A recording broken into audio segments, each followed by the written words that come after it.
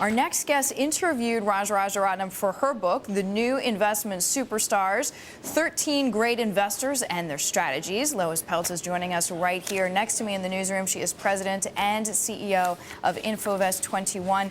Lois, so glad to have you with us. Congratulations on the book. This is interesting because before any of us really had heard of Raj Rajaratnam, you had a lot of one-on-one time with him. You interviewed him for your book before this scandal broke. What were some of the key quotes that now in retrospect stick out in your mind? Sure. I wrote the book back in 2000, as you said, before any of this happened. I was looking for the great traders, what were some of their common threads, and Raj was one of the 13 managers interviewed. And did you judge by mentality? Is that what, when you say common threads, was it sort of financial success? Was it the way that they approached investing? Was it a blend?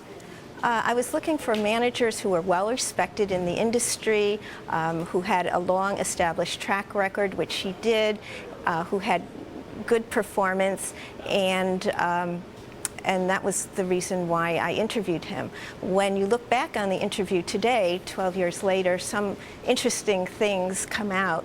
For example, he says, money is not always the motivator, winning is.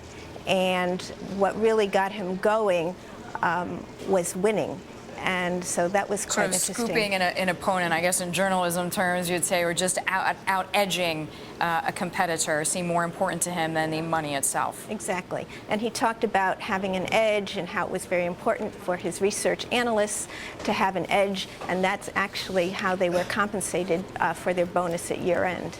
We just had a guest on earlier who actually manages a fund of funds, and he declined to invest with Galleon because he said that he heard the culture there was very aggressive, that it was a very tense corporate culture, there was a lot of yelling, and that the management really pushed its people and perhaps almost to the brink of doing illegal things.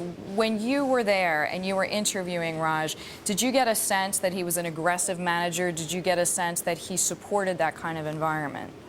Well, I only spoke with him, and he did say and emphasize that he was quite competitive, and so I don't really know what the culture of the firm was like. But you could imagine people screaming their heads off in their office, and that wouldn't shock you based on your conversation with him. Well, he emphasized that he was very competitive and winning was critical, and so you got that sense of him.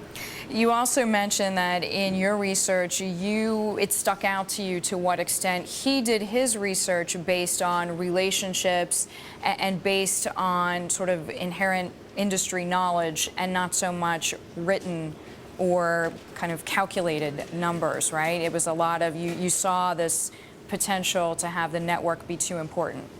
Well, he emphasized and emphasized that research was very important, and they had, at that time, 10 analysts. They focused exclusively on doing research and not writing extensive reports. He emphasized that they would do 300 visits a month, so that type of research and relationships and having that edge were important to him. And that was different than some of the other fund managers that you interviewed at the time? At that time, yes. Okay, Lois, thank you very much. Thanks for coming in. Congratulations on the book.